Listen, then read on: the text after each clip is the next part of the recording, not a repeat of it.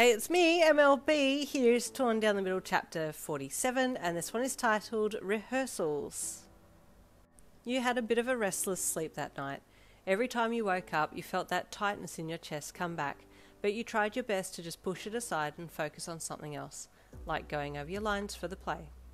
The next day at school, the class had a rehearsal, and there was a bit of extra happiness in the air as your classmates flitted about, getting some of the props and stage lights up. Urarika's anti-gravity quirk was working wonders for getting the lights up to the beam across the top of the stage, and you watched as Sero taped them in place before climbing down again. Okay, Yin, let's get you up the tower and do a few scenes. Start with Act 2, Scene 1, Momo dictated, looking at the script.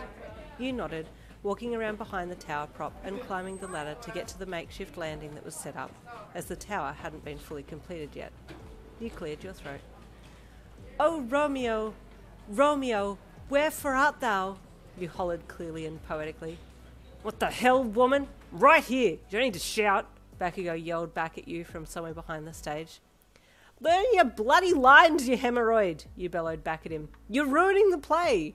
Making it better. You've been over this before. As you two continued to bicker and banter, Kaminari, Sero, and Jiro sat in the audience seats watching on. Ah, this play is going to be amazing, Kaminari sighed blissfully. It's, definitely different, Sero added hesitantly. It's a train wreck, that's what it is, Jiro said in a deadpan voice. Momo walked up to them and sat down next to Jiro. What do we do? She sighed sadly. The play will never come together at this rate. Hey, don't worry. I'm the narrator, remember? Kaminari quipped, leaning forwards in his seat to look at her. I'll have everything under control, he added with a cheeky smile, a wink and a thumbs up.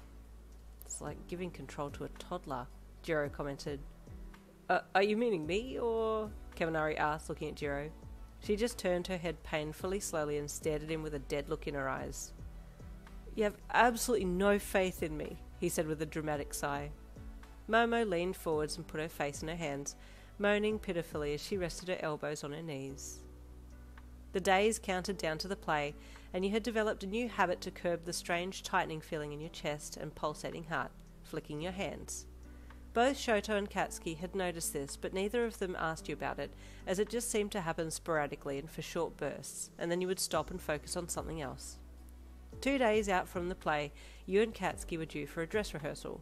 Momo was in charge of outfits, and she called you into the dressing room to show you the outfit that she had designed and made for the play.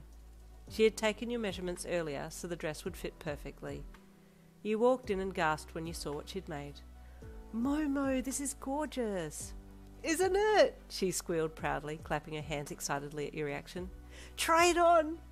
You stripped down and she helped you into it, zipping it up at the back.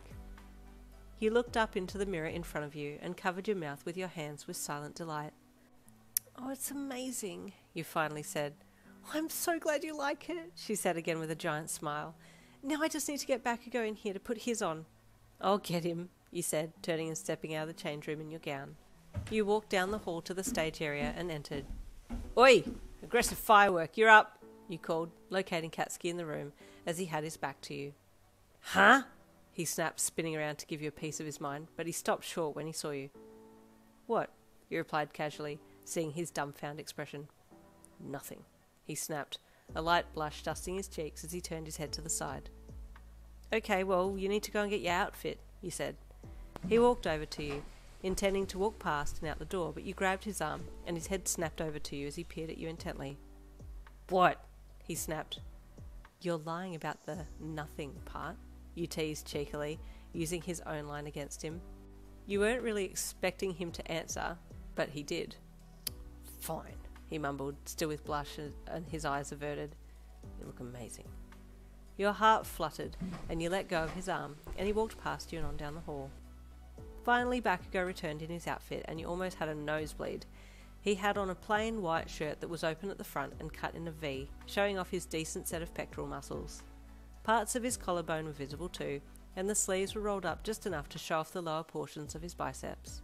His pants were a tan-brown colour, and although the colour itself wasn't amazing, the way Momo had cut it was.